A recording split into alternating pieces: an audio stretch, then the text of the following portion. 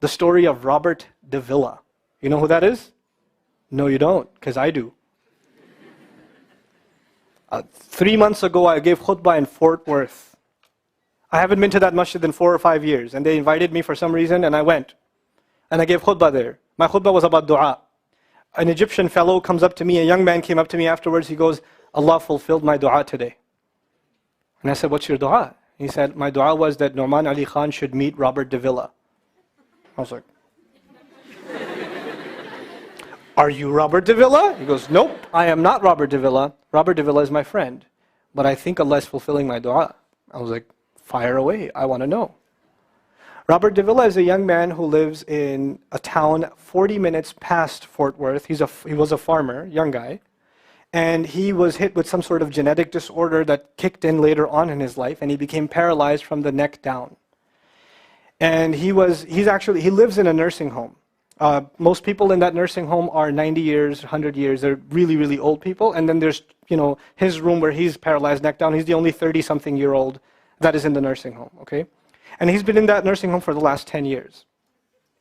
His family got a computer for him that's voice activated, so he can give voice commands, put a headphone on and Google stuff and search stuff so he can surf the web and find information. In his room, and by the way, staunch Christian family, the minister comes and prays for him every week and things like that. And his best friend was in the bed next to him. One of his best friends. He became best friends because he met him at the nursing home. This person was also paralyzed and he needed a new liver. Okay? A liver transplant. He was waiting for a liver transplant. And they used to talk about, God and things like that all the time. They were good friends. Finally, his best friend got a call that there's a donor available for the liver. So he's so excited. He goes, Robert, I'm going to miss you, but I'm going. I've got a donor. So they take his friend and they go into the operation, and his friend died at the operating table. Now his friend, who's also a Christian, the deceased friend, his sister, took one of the amulets of his friend, a crucifix, and she gave it as a gift to Robert. This is a reminder of your old buddy. So he hung it on the side of his hospital bed. Robert de Villa lives a pretty decent life in there. The nurses take care of him. He's a happy guy. And one day he goes to sleep and he sees a man in his dream.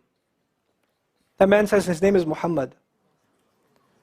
And he says, pointing at the crucifix, God did not send messengers so they would worship the messengers. God sent messengers so you could worship God. And Jesus was just a man. He walked in the markets and he ate food. He walked in the markets and he ate food, and the dream stopped. He only knows that Jesus was just a man. He knows there's a man named Muhammad that said that to him. He said that messengers came so people could worship God and not the messengers. This is all he knows. So he starts Googling Muhammad. He finds Islam. He takes Shahada. When he takes Shahada, he wants to learn about the Quran. So he goes on these chat sessions and finds somebody needs to teach me Quran. He finds a brother in Egypt that he gets together with on Skype to try to learn Arabic. Learned the Arabic alphabet. Once he learned the Arabic alphabet, he learned to recite the Quran. He memorized 10 surahs from his hospital bed. Then he said, I'm beginning to memorize the Quran, and I'm beginning to learn about this prophet, but I need to understand the Quran. So he starts Googling how to understand the Quran. And for some reason, he ends up on my videos. And he starts watching my stuff. And he watched almost everything. And then here's the kicker. In the nursing home, there was an Egyptian fellow that used to come in and do some repair work. The Egyptian fellow has his own awesome story. The guy had basically lost faith. He wasn't religious. The nearest masjid to him was 50 miles away. So he didn't really go to Jum'ah much anymore. But he felt a spiritual void, so he started going to the church just to feel closer to Allah. Raised Muslim. He goes to the church just to feel closer to Allah. He's passing by Robert's room one day and he hears, وَالْعَصْرِ إِنَّ الْإِنسَانَ لَفِي خُسْرٍ. So he walks into his room and says, Robert, what are you listening to? Robert says, nothing. That was me. And the guy says, you're Muslim? He goes, yeah, I became Muslim. And now this friend is in shock. How does Allah guide someone in the middle of Churchtown, USA, in a nursing home, with a crucifix on the side of his bed that he doesn't even have the physical strength to move. And the guy himself says, I want to come back to Allah. So he tells him about his, the friend he found online, Nouman Ali Khan. So the Egyptian fellow starts watching my videos. And then he says, I wish I could meet him one day. And he says, okay, I'll pray for you. And after 5 years, that Egyptian friend shows up at the same masjid that I haven't been to in 4 years. And after Jum'ah says, I think Allah wants to fulfill my friend's dua and my dua. So I said, I think He does. Let's go. So I took a few of us and we went. And we met with Robert. We had a beautiful conversation with him. And inshallah, for Eid, we're going to go to his nursing home again. The nursing home was pretty shocked. You're all here to meet Robert? He's like, yep. Why do you want to meet him? He's an inspiration. We're like, okay, let me check if we can. And they had to call the hospice administrator and all this stuff, and then eventually let us in. And Robert's in shock. And then I meet with Robert, we're talking, and I was like, hey, Robert, so I heard you memorize some surahs. He says, yeah. Can you recite one for me? So he recited Surah Al-Asr. Not one of us was not crying. We're just in tears. When somebody turns to Allah, don't worry about the means. Guidance will come. Balance will come.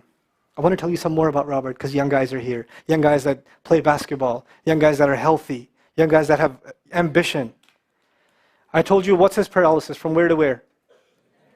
Neck down. He has a special wheelchair that has to hold pretty much every part of his body in place. He can't just sit in a wheelchair. It holds his neck and it holds every other part of his body in place because he has no control over his limbs. And he has to have a special van where the wheelchair locks in so that if it goes through a bump or whatever, he doesn't, receive the shock. So he made a request. He wants to go to the Friday prayer. They didn't have the special van, so they put him in a regular van. And so he went to the regular van and a few bumps and his spine got even more hurt. He went to Jumu'ah. He came back in excruciating pain. And they said, I'm sorry, Robert, you're no longer able to sit in your wheelchair. You're going to have to stay in your bed for the next 6 months at least. If you see recovery, then you can get back up again. I met him in that span. He had already been in that bed for 3 months already. And the reason he was in that bed is he went to the Jummah prayer. And he told me about the Jummah prayer. He said, I've never felt more peace in my life than I was in that masjid. And you know what I'm going to do, Brother Nouman? When I can sit in my chair again, I'm going to go to Jummah. I'm going to go to the masjid because I've never felt like that before. There's someone who has nothing but control over his mouth and his eyes. And he says, I only find peace in the masjid. And here we are. These masajid, I don't care what ideology, what school of thought, what they're talking about in the masjid, what fitna is there. I don't care. It's still Allah's house. Just go to pray. Don't go there to talk to people. Go there to talk to Allah. Just go to talk to Allah. You're just going for you and Allah. That's it. That's it. Other things will come, but you're not going for them. You're just going there to find peace. You'll become different people. If Allah can guide Robert Davila, Allah guide everybody. And then he said, sometimes I wonder why Allah put me in this position. And then I say to myself, what am I kidding? Allah has given me so much. I am so grateful for what He gave me. And if this is the way He was going to bring me to Islam, it's all worth it. So worth it. You have Muslims that lose a little bit of health. And they say, why is Allah doing this to me? And this man, if you would think, nowadays atheists argue because of suffering, there's no God. If one man has in a position to say, I don't believe in God. If there was a guy, why would I be in this position? It would be Robert Davila. That guy would say, I don't believe in God. If there was one, why would I be in this mess? And yet he's in this position, and I've never seen a face with more nur. Never. I've never seen a face that has more contentment on it. He's so satisfied with life. He's so happy. He's just happy. The last 7 or 8 khutbahs I've given are actually based on one sentence each on one sentence that he said in his conversation. Is that profound? He's a teacher to me. I consider him a teacher. He's my sheikh. Somebody says, who's your sheikh? I say, Robert Davila. Really? Is that a pizza place? Or no. The guidance is all around us. You don't have to get worried about what's not there. There's plenty there. You know what Allah did for the people of the cave? You know He even guided them in where to sleep. You know He even guided them on where to turn. As the sun was coming, they'd turn away from it. As the sun came from the other side, they'd turn the other way. Allah will guide you in your sleep when you make dua to Him. He'll even guide you in your sleep.